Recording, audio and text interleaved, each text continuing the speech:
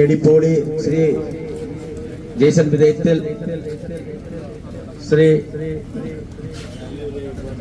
പ്രിയമുള്ളവരെ, പ്രിയമുള്ള നേതാക്കന്മാരെ, സഹപ്രവർത്തകർ, സുഹൃത്തുക്കളെ, കോരിച്ചൊരിയുന്ന മഴയ്ക്കും പ്രതികൂലമായ കാലാവസ്ഥയിലുമാണ് നമ്മൾ ഈ ജനപക്ഷയാത്ര ജനങ്ങളോട് ചേർന്നതുകൊണ്ട് തുടരണം, UDF വളരണം, നമ്മുടെ നാട് എന്ന ആപ്തവാക്യം നെഞ്ചിലേറ്റിക്കൊണ്ട് മുന്നോട്ട് പോകുന്നത്.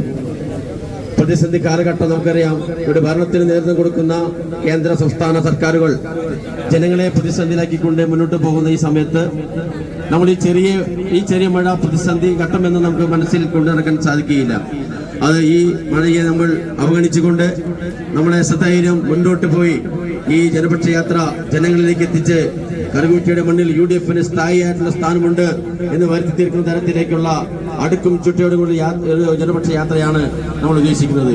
മഴയുണ്ടാകാം, കൊടുങ്കാറ്റുണ്ടാകാം, അതിനെല്ലാം നമ്മൾ അവഗണിച്ചുകൊണ്ട് മുന്നോട്ട് പോകുന്ന ഈ ജാഥ തീർച്ചയായും നമ്മൾ ജനങ്ങൾക്ക് ഒരു ഇൻസ്പിറേഷൻ നൽകുന്ന, ഒരു പ്രചോദനം നൽകുന്ന, പ്രത്യേകിച്ച് വരാൻ പോകുന്ന ത്രിതല പഞ്ചായത്ത് തിരഞ്ഞെടുപ്പുമായി ബന്ധപ്പെട്ടുകൊണ്ടുള്ള ഈ യാത്ര നമ്മുടെ പഞ്ചായത്തിന്റെ വികസന കാര്യങ്ങളും അതുപോലെ തന്നെ കേന്ദ്ര സംസ്ഥാന സർക്കാരുകളുടെ ജനദ്രോഹ നയങ്ങളും ജനങ്ങളുടെ മുന്നിൽ തുറന്നു കാണിക്കുന്ന ഈ യാത്രയായിട്ട് നമ്മൾ മാറണം. ഈ യാത്ര വളരെ ജനങ്ങൾക്ക് ഒരു മാതൃകാപരമായി തോന്നുന്ന തരത്തിലുള്ള യാത്രയായിട്ട് നമ്മൾ മുന്നോട്ട് പോകണം. ഇവിടെ കൂടിയിരിക്കുന്ന എല്ലാവരും യാത്രയിൽ അണിചേർന്ന് ഈ യാത്ര വൻപിച്ച് വിജയമാക്കണമെന്ന് ഒരിക്കൽ കൂടി അഭ്യർത്ഥിച്ചുകൊണ്ട് ഇതിന്റെ ഉദ്ഘാടനം ചെയ്യുന്നതിന് വേണ്ടി ബഹുമാനപ്പെട്ട റോജി മഞ്ചോൺ MLA ആദരപൂർവ്വം ക്ഷണിക്കുന്നു. അധ്യക്ഷൻ മണ്ഡലം കോൺഗ്രസ് കമ്മിറ്റിയുടെ പ്രിയങ്കരായ പ്രസിഡന്റ് ശ്രീ KP അയ്യപ്പൻ, ഇവിടെ സന്നിഹിതരായിരിക്കുന്ന ഏറെ ബഹുമാന്യരായ ഇന്ത്യൻ നാഷണൽ കോൺഗ്രസിന്റെ നേതാക്കന്മാരെ, ഏറെ പ്രിയമുള്ള സഹപ്രവർത്തകരെ, സുഹൃത്തുക്കളെ,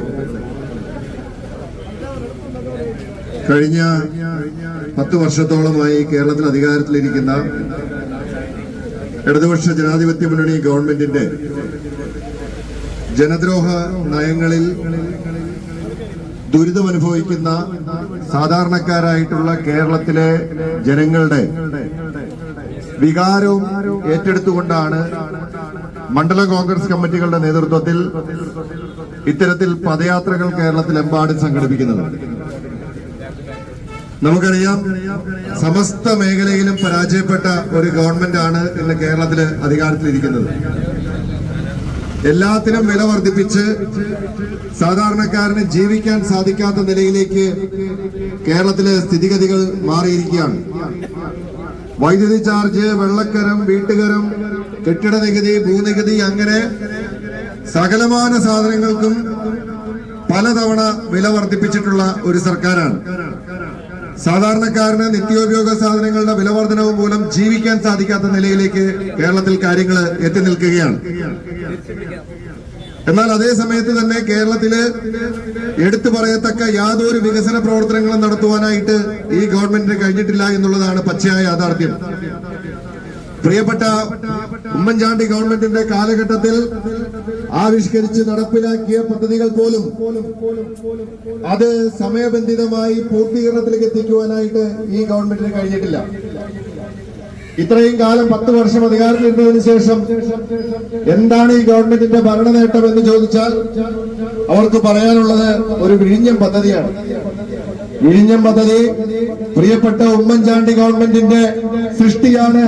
പ്രിയപ്പെട്ട ഉമ്മൻചാണ്ടി ഗവൺമെന്റിന് മാത്രം അവകാശപ്പെടാൻ സാധിക്കുന്ന ഒന്നാണ് എന്നുള്ള കേരളത്തിലെ മുഴുവൻ ജനങ്ങൾക്കും അറിയാവുന്ന പച്ചയായ യാഥാർത്ഥ്യമാണ്. പിന്നെ ഇത്രയും കാലം പറഞ്ഞുകൊണ്ടിരുന്നത് ദേശീയപാതാ വികസനമായിരുന്നു.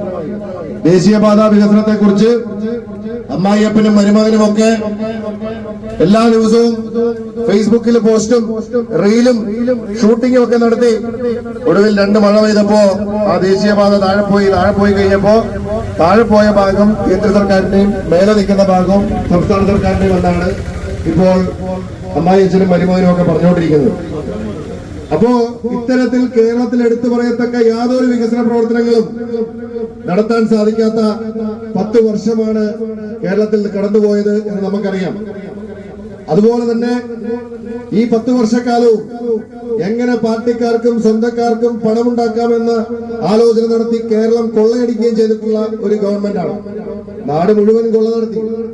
എന്ത് ചെയ്താലും അവിടെ എല്ലാം പണം കൈയിട്ട് വാരി.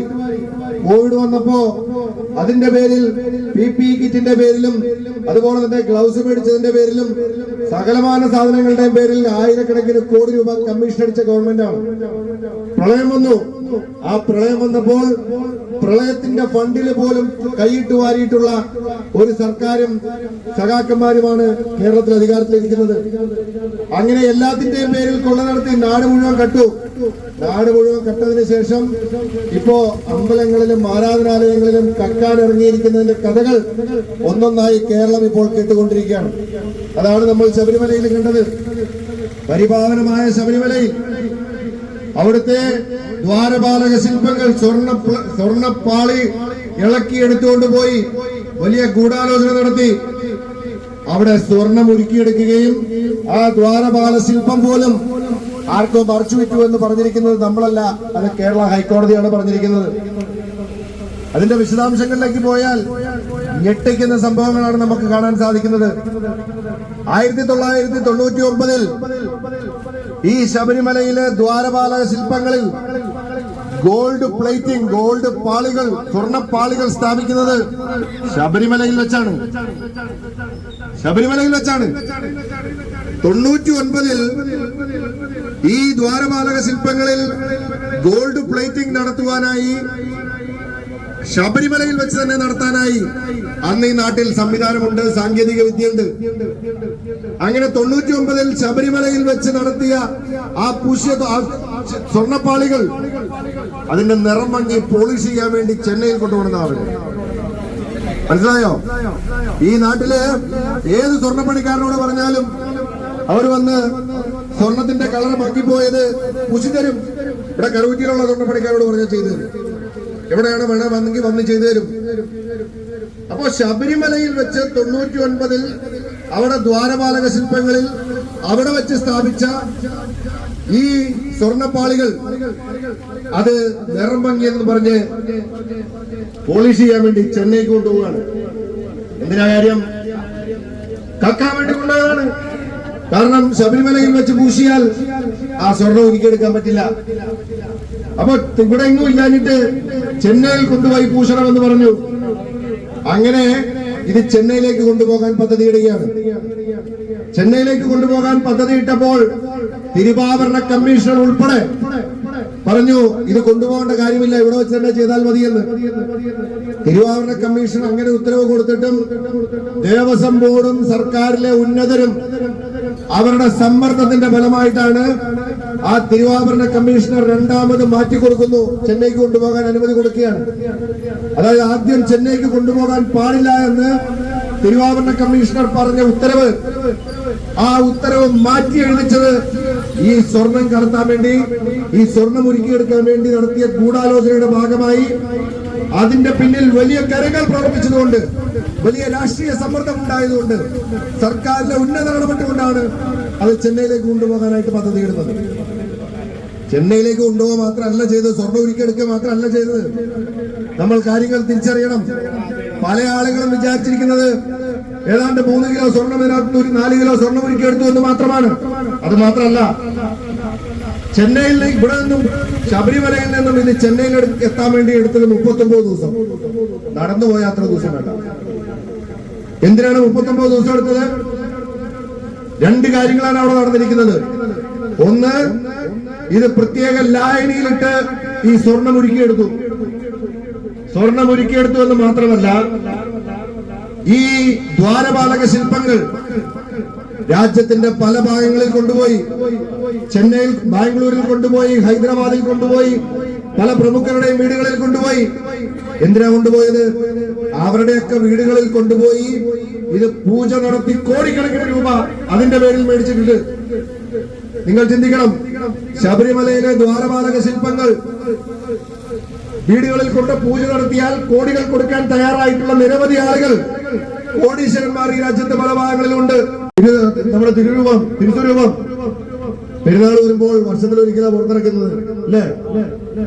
അത് ഇവിടെ ആരുടെയെങ്കിലും വീട്ടിൽ കൊണ്ടുവന്ന് പ്രാർത്ഥന നടത്താന്ന് വെച്ചാൽ പൈസ കൊടുക്കാനും കൊണ്ടുവരാൻ ആളുകൾ തയ്യാറായിട്ടുണ്ടാവില്ലേ?